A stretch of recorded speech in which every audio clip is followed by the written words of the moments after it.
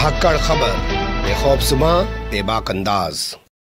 धाकड़ खबर के news room से मैं आपके साथ हूं अकरम रईस खान। एक बड़ी अंतर्राष्ट्रीय खबर आ रही है। जी हां, अंतर्राष्ट्रीय खबर आ रही है और अंतर्राष्ट्रीय खबर को पहली बार मैं आपके सामने इंडिविजुअली रख रहा हूं। कोई पैनलिस्ट मेरे साथ मौजूद नहीं है।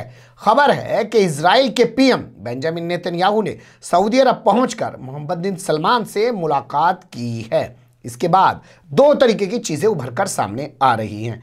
एक, दावा किया जा रहा है कि मुलाकात हुई है। दूसरे, दावा किया जा रहा है कि मुलाकात नहीं हुई है। तो कैसे इस पूरे मामले को देखा और समझा जा सकता है, कुछ चीजें लेकर आपके सामने हाजिर हुआ हूं। उनके जरिए ये पूरी खबर आपके सामने रखने की कोशिश करने जा रहा हूं। खबर की शुरुआत करने से पहले ही बता देते हैं, पत्रकारिता अखबार में की है और अखबार में मैंने एक सिस्टम सीखा है। जो पत्रकार खेलकूद की खबरें देखता था तो वो पत्रकार खेलकूद की ही खबरें लिखता था। जो विदेश नीति की बात करता था वो विदेश नीति पर ही लिखता था। जो रेलवे देखता था वो रेलवे पे लिखता था। जो क्राइम देखता था वो क्राइम पे लिखता था। लेकिन ये जो नया प्लेटफॉर्म पैदा हुआ है, यहाँ कोई भी लड़का लड़की बैठिए और विदेश जो नीति होती है या विदेशों की जो खबरें होती हैं उन पे बात करने लग जाते हैं। तो मैं वो करना नहीं चाहता हूँ। जो भूल चूक होगी पहले ही माफ़ कर दीजिएगा। इसलिए हमेशा कोशिश करता हूँ कि कोई पैनलिस्ट साथ में हो जो वहाँ पे एक्सपर्ट हों, उनके ज़रिए कुछ चीज़ें आपके सामने रखने की कोशिश की जाए। लेकिन पहला पहलू जो मैंने तैयार किया है वो कुछ इस तरीके से है कि मीटिंग को लेकर कुछ लोग पुष्टि कर रहे हैं और कुछ लोग उसका खंडन कर रहे हैं, यानी कि उर्दू में बात करें तरदीद कर रहे हैं। कैसे कैसे चीज़ें उभर रही हैं वो थोड़ा सा नज़र डाल लेते हैं। सबसे पहले चलते हैं इजराइल की जो रेडियो है वो इस बात की पुष्टि कर रही है कि बेंजामिन नेतन्याहू एक स्पेशल विमान में बैठ के सऊदी अरब पहुंचे। वहां पे उनकी जो है मोहम्मद बिन सलमान से मुलाकात हुई है।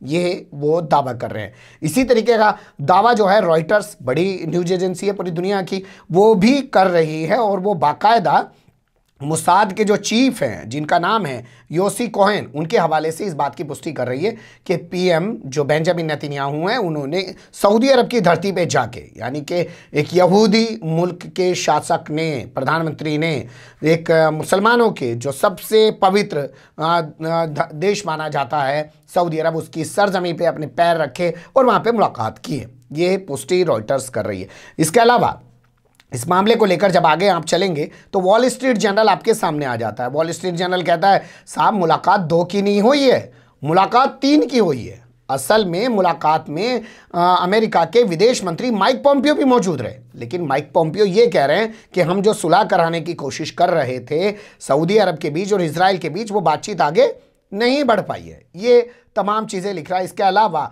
और चीज़ें जो वॉल स्ट्रीट जर्नल और तमाम अखबारों ने या बीबीसी ने लिखने की कोशिश की, उनके मुताबिक ये है कि ना तो बेंजामिन नेतन्याहू ने इस मुलाकात के बारे में कोई ऑफिशियल ट्वीट किया, ना माइक पोम्पियो ने अपनी इस मुलाकात के बारे में कोई ऑफिशियल ट्वीट किया। माइक पोम्पियो ने सिर्फ इतना लिखा कि उनकी मुलाकात जो है मोहम्मद बिन सलमान से हुई। वहाँ पे वो नहीं बता रहे हैं कि उनकी मुलाकात के दौरान जो है बेंजामिन नेतन्याहू भी मौजूद रहे हैं। इसके अलावा कल सोमवार का दिन था, पत्रकारों के सामने बेंजामिन नेतन्याहू आए। पत्रकारों ने पूछ लिया तो उन्होंने कहा भाई मैंने पहले भी इसके बारे में क्लियर नहीं किया था, मैं आज भी इसके बारे में क्लियर नहीं करूंगा। यानी कि ना तो वो कह रहे मैं गया हूं, ना वो इसे इनकार कर रहे हैं कि मैं नहीं गया हूं। तो वो जो है कई सारे सवालों को जन्म दे रहे हैं। उन्हीं की रेडियो जो है सबसे पहले इस खबर को ब्रेक कर रही है। इसके अलावा अगर बात करें सऊदी अरब की, तो सऊदी अरब से इस बात का खंडन किया जा रहा है कि उनकी बेंजामिन नेतन्याहू से कोई मुलाकात नहीं हुई है, ना कभी हुई है, और सऊदी अरब की धरती पर तो बिल्कुल ही नहीं हुई है। इस तरीके की चीज़ें वहाँ से आ रही है। तो ये हुआ खबर का पहला हिस्सा। अब इसके बाद बात कर लेते हैं खबर के दूसरे हिस्से में, क्या धीरे धीरे अपने लिए प्लॉट तैयार कर रहा है क्या सऊदी अरब। तो कुछ चीज़ों पे नज़र डाल लेते हैं। जैसे आप देखिए हाल फिलहाल में अभी खाड़ी देशों के 3 बड़े देशों ने, मतलब खाड़ी इलाके के पूरे 3 देशों ने, जिसमें यूएई का एक नाम आ सकता है, सूडान का एक नाम आ सकता है, तीसरा नाम बहरीन का आ सकता है, इन्होंने इजराइल से बहुत सारे समझौते किए और अपने संबंधों को सुधार लिया। जो एक लंबे अरसे से यहूदी और मुसलमानों के बीच की दुश्मनी के नाम पर इजराइल और खाड़ी देशों में दुश्मनी चल रही थी, उसको ख़त्म कर दिया और इनसे समझौते स्थापित कर लिए। जब ये समझौते हो रहे थे तो उसमें कहा गया कि इस इलाके में ये जो समझौते इजराइल से कर रहे हैं खाड़ी देश, उसमें सऊदी अरब की इजाज़त के बिना वो नहीं कर सकते। उसकी खामोशी बता रही है कि वो भी पर्दे के पीछे से चाहता है कि इजराइल से संबंध बेहतर हो जाएं। तो वहीं से आवाज़ उठने लगी थी कि क्या पहले सऊदी अरब इजराइल से इन देशों के संबंध ठीक कराएगा और उसके बाद अपने संबंध ठीक करेगा।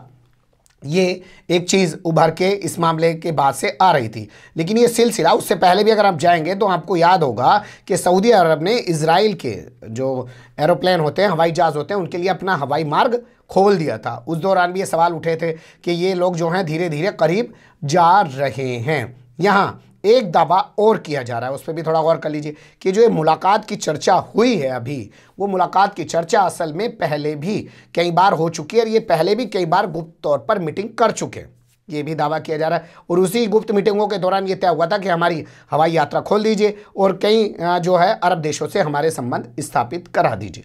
अब यहाँ से तीसरे पहलू की तरफ अगर हम चलें तो कुछ चीज़ों पर और गौर कर लेते हैं कि ये जो मुलाकात है इसको कैसे देखा और समझा जा सकता है, इस पर कुछ गौर कर लीजिए। जैसे आपने देखा होगा डोनाल्ड ट्रंप ने कहा कि भैया अगर हम चाहें सिक्योरिटी वापस ले लें अपनी, तो 5 दिन हुकूमत नहीं चला पाएगा सऊदी अरब।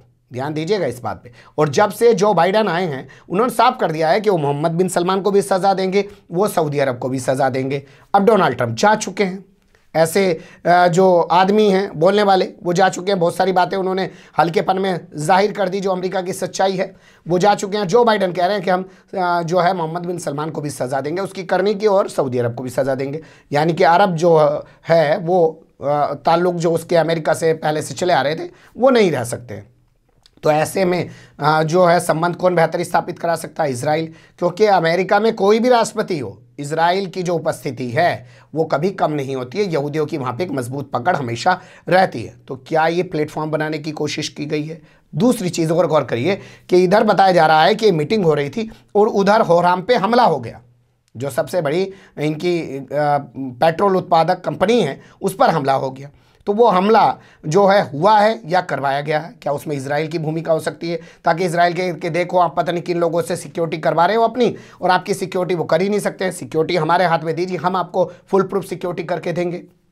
ये एक पहलू हो सकता है, माहौल बनाने की तमाम तरीके से ये कोशिश हो सकती है। ये तमाम तरह की कयास आराइयाँ हैं फिलहाल अभी, लेकिन ये जिस तरीके से तेज़ी से बदल रही हैं वो बहुत कुछ बयान कर रही हैं। अब कुछ अंदरूनी चीज़ों पर नज़र डाल लेते हैं। बताया जा रहा है कि जो किंग ख़ानदान है ये पूरा का पूरा, ये भी 2 हिस्सों में बटा हुआ है। कुछ पुराने ख्यालात के हैं जो इजराइल के साथ नहीं जाना चाहते, कुछ नए ख्यालात के मोहम्मद बिन सलमान टाइप के वो जाना चाहते हैं। वैसे भी मोहम्मद बिन सलमान की पॉलिसी ने बताया जा रहा है कि पूरी अर्थव्यवस्था को चौपट कर दिया है, और आज पेट्रोल के दम पर खड़ी हुई सऊदी अरब की अर्थव्यवस्था चरमरा चुकी है, क्योंकि अब तो सॉफ्टवेयर का ज़माना आ गया, इंटरनेट का ज़माना आ गया। इस मामले में फिसड्डी है, तो ये अपने आप को इंटरनेशनल लेवल पर बचा नहीं रख पा रहे हैं। तो ये चाहते हैं कि सब झगड़े वगड़े भुला के जो है वो इजराइल से अपने समझौते कर लिए जाएं और अपनी बादशाहत को बरकरार रखा जाए। जो बगावत के अंदर से चीज़ें चल रही हैं उनको रोका जाए, ऐसी तरीके की चर्चाएं आ रही हैं। अब इस पर गौर कर लेते हैं कि जब मुलाकात गुप्त थी तो गुप्त मुलाकात का भंडाफोड़ क्यों किया? ये हमेशा से करता है इजराइल, ये उसकी पॉलिसी का हिस्सा है। वो शायद इन लोगों को गंदा करना चाहता है, या इसको पलट के ऐसे भी देख सकते हैं कि ये हिस्सा है सऊदी अरब की पॉलिसी का। इजराइल के जरिए अपनी गुप्त मीटिंग का भंडाफोड़ करवा दो और खुद खंडन करते रहो, फिर धीरे धीरे करके लोगों के सामने जब ऐसी खबरें आती रहेंगी, लोग कहेंगे अरे यार ये तो अंदर खाने मिले हुए हैं। आदत हो जाती है ना। जैसे हमारे यहाँ देखिए, आज रोज़ 1 मिनट में बलात्कार होता है भारत के अंदर किसी ना किसी लड़की का। अब क्या कोई रोटी खाना छोड़ देता है? कोई परेशान होता है? ना जी। अब तो चाहे बलात्कार ऐसा हो जाए जैसे उत्तर प्रदेश के कानपुर में हुआ कि 7 साल की बच्ची से बलात्कार किया, पेट फाड़ डाला, उसके जिगर गुर्दा निकाल के खा गए 2 पति पत्नी, क्योंकि उनको बच्चा पैदा नहीं होता, किसी के माथे पे बल आया। 2 लड़कियां 2 दिन के अंदर उत्तर प्रदेश के बुलंदशहर में एक जल के मर गई, एक ने फांसी लगा ली छेड़छाड़ से दुखी होके। और आज की भी खबर है कि मिर्ज़ापुर में भी एक लड़की ने आग लगा ली। क्या किसी को कोई फर्क पड़ता है? क्योंकि आदी बना दिया जाता है। तो ये जो बार बार ये खबरें आती हैं कि गुप्त तौर पे मीटिंग करते हैं, मिल रहे हैं, ये सब एक प्लॉट तैयार करने की कोशिश की जा रही है, एक माहौल बनाया जा रहा है, ताकि आने वाले टाइम में अगर संबंध बन जाए तो लोग उसके आदी हो जाएं कि भैया इनके तो पहले से थे, लोगों के सामने दिखा नहीं रहे थे। हालांकि कुछ लोगों का ये भी कहना है कि जिस तरीके से यूएई ने, सूडान ने और बहरीन ने अपने संबंध इजराइल से स्थापित कर लिए हैं, वैसे संबंध सऊदी अरब कभी भी स्थापित खुले तौर पे इजराइल के साथ नहीं करेगा, लेकिन वो अंदरूनी तौर पे इजराइल से शायद अपने संबंध रख सकता है। क्या सच है, क्या झूठ है, जैसे जैसे तस्वीरें बदलेगी आपके सामने किसी एक्सपर्ट के जरिए कुछ चीज़ें रखने की कोशिश करेंगे। बने रहेगा धाकड़ खबर के साथ।